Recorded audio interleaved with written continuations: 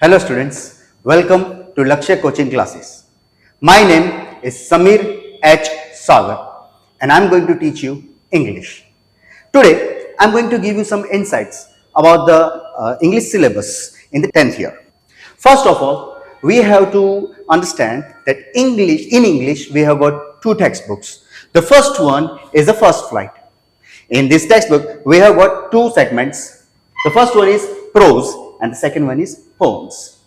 In the prose, we have 9 stories from A Letter to God to The Proposal, that is a play by Anton Chekhov.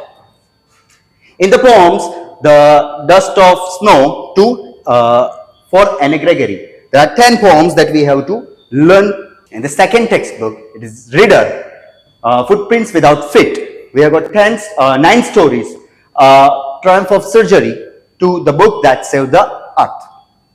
Besides this, we have some grammar topics, determiners, tenses, modals, subject-verb agreement, reported speech, accurate use of spelling, punctuation and grammar in context. As well as we have to learn some writing skills, that is the formal letter and analytical paragraph. In formal letter we have to learn 3 types: placing order, complaint and letter to editor, the newspaper editor. And the analytical paragraphs will be based on the descriptions of maps, charts, graphs and the cues. The important tools that we have to keep in mind while learning the English, it will be expression of ideas clearly. Sometimes we are not able to put whatever ideas, whatever the concepts that are in our mind in the proper words. In this class, we are going to learn the expression of ideas in the proper words, in the clear words. Then the cohesive devices, comparing and contrasting, debating, summarizing and describing, appropriate word stress and sentence stress and intonation patterns. Let me bring you to the next part, tenses in English. While learning tenses, you have to keep in mind that tenses are all about the verb forms. And what is verb? Not simple action word, but helping verb plus the main verb. In English, we have got 3 tenses, primarily present, past and future. And the 4 subparts, that is simple, continuous, perfect and perfect continuous. Through this table, we are going to understand what kind of verb form we are going to use for each and every tense. In simple present tense, we have to use the first form of the verb. In simple past tense, we have to use the second form.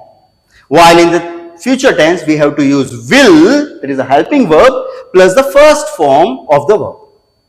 In continuous tense, when we talk about continuous tense, rather it is present, past or future, doesn't matter. We have to use the present participle form, that is ing form of the verb.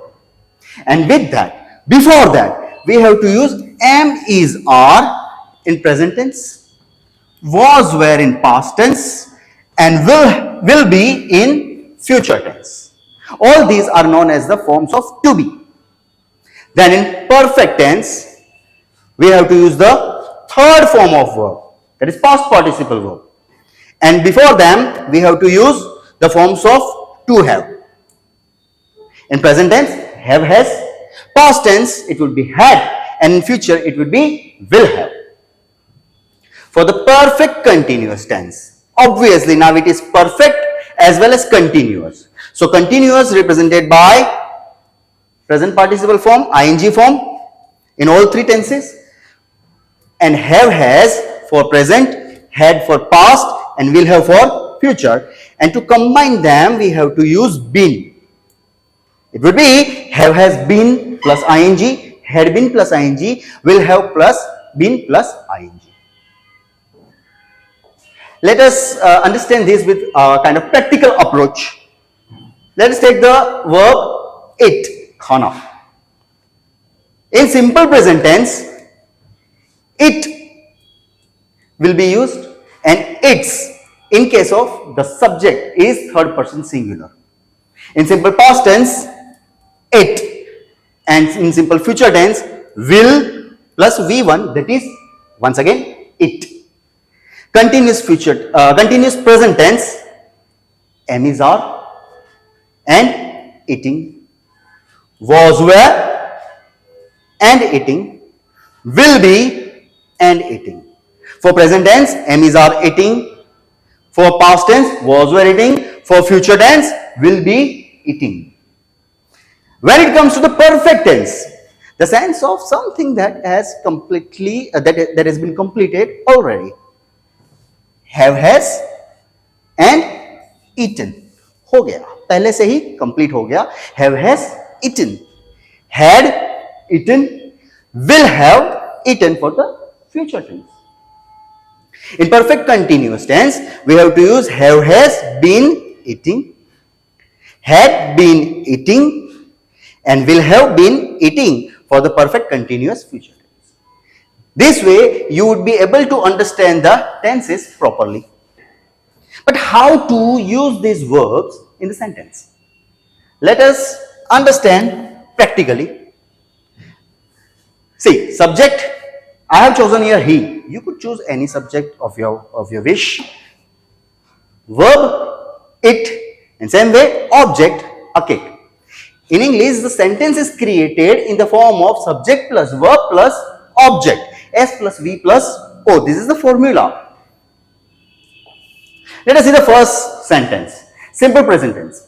Simple present tense, subject that we have already chosen he. Verb will be its. As I told you earlier, we use the form with the S with the third person singular subject. That is, he eats a cake. Simple past tense, he ate a cake. The second form of verb. And same way, he will eat a cake for the simple future tense. It's easy, right? Continuous present tense. He is eating, ing form, present participle form. He is eating a cake. Same way, the continuous past tense would be he was eating a cake. See? And continuous future tense will be he will be eating a cake. He will be eating a cake. In perfect tense, where the idea is to show something that has already been completed. He has eaten a cake. Has for the present tense and eaten for the perfect tense. For the past, had for the past tense and eaten for the perfect tense. And he will have eaten a cake for the perfect future tense. Now, perfect continuous tense. In perfect continuous tense, we have to use the part of perfect tense as well as continuous tense. That is, with he, we will use has plus been plus eating a cake. Just like this. He has been eating a cake. In the perfect continuous past tense, we are going to use he had been eating a cake. And the perfect continuous future tense will be he will have been eating a cake. Now, the most important part, the most important question is when to use these tenses. In what condition, in what circumstances we have to use these tenses. Let's understand with indicators. In simple present tense, it indicates the hobby or the routine, correct? So it is he eats a cake every day. It's a hobby, or maybe it's your routine that you eat a cake every day. Simple past tense, he ate cake yesterday. खाया था उसने. He will eat cake. खाएगा कल पक्का. He will eat cake tomorrow. Right? In continuous present tense, he is eating a cake right now, currently. Abhi kha raha hai. Action is going on. Action is continue. He was eating a cake. Action that was going on in the past tense. He was eating cake then. When I had called him, he was eating a cake then. He will be eating a cake. Future mein khayega. Aaj, tonight. Aaj wo cake khayega. He will be eating a cake. In perfect tense, The sense of something that has already been happened. He has eaten a cake already. It has happened. It has already happened. He had eaten a cake before I reached. When I reached there, before I reached there, he had already eaten a cake. He will have eaten a cake in future as a supper. He will have. By then, when I would reach there, by then he will have already eaten a cake. Simple. He has been eating a cake, perfect continuous present tense. He has been eating a cake every day for a while now. It has been continuous form every day for a while now. He had been eating a cake for the perfect continuous past tense. He had been eating a cake every day in those days. Not currently. In those days, he had been eating a cake for every day. And then in perfect continuous future tense, he will have been eating a cake for a few days when you will see him next year. Conspiracy, no? Kind of William Shakespeare. He will have been eating a cake for a few days when you will see him next year. Already it's planned.